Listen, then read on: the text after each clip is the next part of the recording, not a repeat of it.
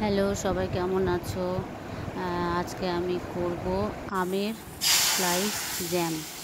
তো এখন আমের সময়, আর পাকা আমও বাজারে চলে এসছে। যারা আম খেতে ভালোবাসে তাদের খুব মজার দিন এসছে। আম খেতে মোটামুটি বাঙালিরা সবাই ভালোবাসে।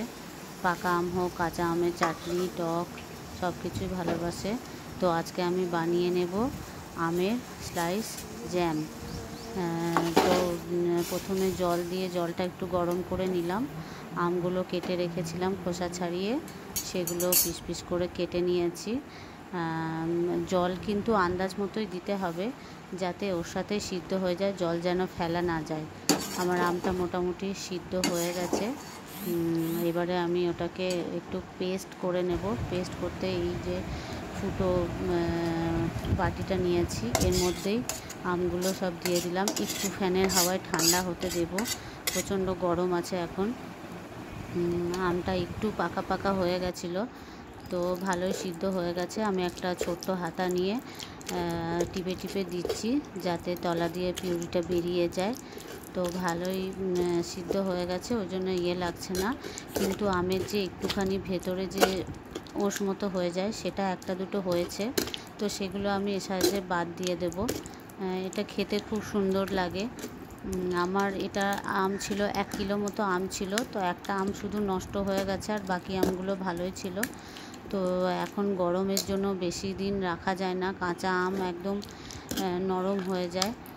সেটাই আমারও একটু নরম নরম হয়ে গেছে, কদিন করা হয়নি, করব বলেই আনা হয়েছিল বাজার থেকে। তো এটা পিউরিটা আমি বের করে নিয়েছি। এবার আর চামচে করে হচ্ছে না, সেজন্য হাতে করে ওটাকে বের করে নিচ্ছি। এটা তো ছাঁকনি একটা হয়, আমার ছাঁকনিটা নেই, তো এই ফুটো বাটিটাই আছে, এটা দিয়ে আমি করে নিয়েছি। সুন্দর করে সব কিছু পরিষ্কার করে চেঁচে নিচ্ছি। তারপরে এবারে এটা করব। কড়াইটা ওইদিকে হালকা গ্যাসটা কমিয়ে বসিয়ে দিয়েছি। তোমাদেরকে দেখাচ্ছি কেমন করে করব। আমি কোনো প্রিজারভেটিভের জন্য কোনো কিছুই দেব না। এটা আমার মিনিমাম তোমার 7 দিনেই শেষ হয়ে যাবে। আমার ছেলে, মেয়ে, বর সবাই এটা খেতে খুব ভালোবাসে। তো আমি প্রথমে একটুখানি চিনি দিয়ে চিনির ক্যারামেল বানিয়ে নেব, কারণ যাতে এটা তো আমটা পাকেও নি, আবার কাঁচাও নেই। আর আমি কালার যেহেতু ইউজ করব না, সেজন্যে একটু কালার আসার জন্যে একটু চিনিটাকে ভালো করে লাল করে একটুখানি গলিয়ে নিচ্ছি। কড়াইটা একদম কমিয়ে দিয়েছি গ্যাসটা। কড়াইটাতে গরম ভালোই হয়ে গেছে, আগে থেকে যেহেতু বসিয়ে দিয়েছিলাম। আস্তে আস্তে নেড়ে নেড়ে ওটাকে চিনিটাকে একটু কফি কালারের আনবো। কফি কালারের এনে এবারে আমের পিউরিটা দেবো। একটুখানি গলে গেলেই, কালারটা যখনই আরও একটু গাঢ় হবে, তখন আমের পিউরিটা দিয়ে দেব। বন্ধুরা, আমার ভিডিওগুলো যদি ভালো লেগে থাকে, আমি যেহেতু পেজে নতুন, এই জাস্ট কমাস হলো, আমার পেজটা অনেক দিনের পুরনো, কিন্তু আমি কাজ শুরু করছি এই কমাস হলো। যদি তোমাদের ভালো লেগে থাকে, অবশ্যই লাইক করবে, শেয়ার করবে, কমেন্ট করে জানাবে যে আমার ভুল কোথাও হচ্ছে কি না, তাহলে আমি নিজেকে ঠিক করার চেষ্টা করব। আর সাবস্ক্রাইব করে পাশে থাকলে খুব ভালো লাগবে, মোটিভেট হব। সবাই পাশে থাকবে, এটাই আমি আশা করি। চিনির ক্যারামেলটা গলে গেছে, আমি আমের পিউরিটা দিয়ে দিলাম, আর 2 কাপ মতো চিনি দিয়ে দিলাম। আমি একটু টক টক রাখবো, খুব মিষ্টি করব না। খুব মিষ্টি করলেও ভালো লাগবে না। এটা যখন টমেটোর আমি চাটনি করব, তখনও দিতে পারবো। আমি যখন পাকা আম উঠবে, পাকা আম একদম যখন গলে যাবে, তখন আমি আম সত্ত্ব বানাবো। এটা এখন একটু কাঁচা আমের স্লাইস জেলি বানিয়ে একটু রেখে দেব, আবার কদিন পর বানাবো, এটা শেষ হয়ে যাবে। তো এটা কিন্তু কড়াইয়ে দেওয়ার পর নেড়েই যেতে হবে, একদম থামলে চলবে না। আর মিডিয়াম গ্যাসটা করে দিতে হবে, হাই ফ্লেম কখনো করবে না, তলায় পুড়ে যাওয়ার চান্স আছে। তো গন্ধ করবে, জিনিসটা পুরোটাই নষ্ট হয়ে যাবে।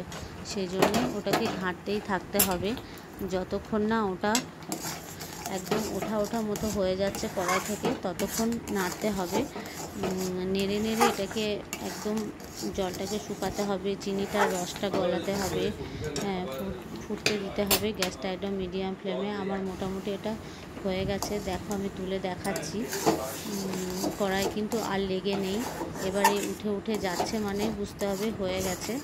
আরও যদি কেউ আরেকটুখানি ফোটাতে চাও তাহলে ফোটাতে পারো, কিন্তু গ্যাসটা একদম কমিয়ে দেবে, লো ফ্লেমের থেকেই একদম করে দেবে লো ফ্লেমে, তাহলে আস্তে আস্তে ওটা লাগার চান্স থাকবে না। দেখো মোটামুটি চিনির যে ক্যারামেলটা দিয়েছিলাম সামান্য একটু কালার এসছে, সব কালার আসেনি, একটু কালার এসছে।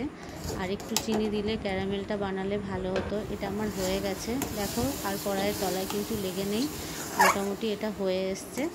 এবারে আমি এটাকে একটা থালায় ঢেলে নেব, গ্যাসটাকে অফ করে দিয়ে ওটা কড়াইয়ে থাক। এদিকে থালাটা আমি রেডি করে নেব। একটু একটা স্টিলের থালা নিয়েছি, স্টিলের থালাতে একটু তেল ব্রাশ করে নেব, একটু সাদা তেল দিয়ে দিয়েছি, তেল ব্রাশ করে নেব চারিদিকে।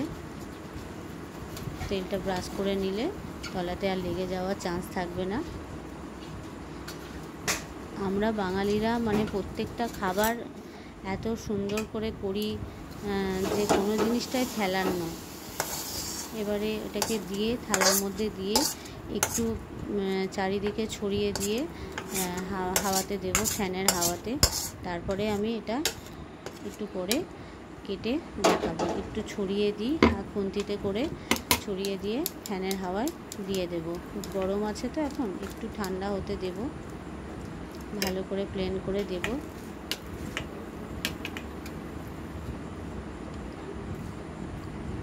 হ্যাঁ, একটুখানি প্লেন করে মেলে দেব থালার চারপাশে। ঠান্ডা হলে ওটাকে তারপরে ছুরি দিয়ে পিস পিস করে কাটবো। হ্যাঁ, এটা পিস পিস করে কেটে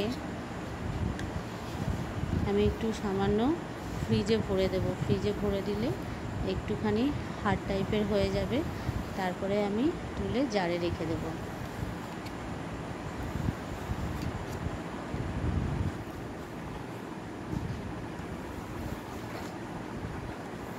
পিস পিস করে কেটে রাখবো। আর একটু মোটা হলে হয়তো ভালো হতো,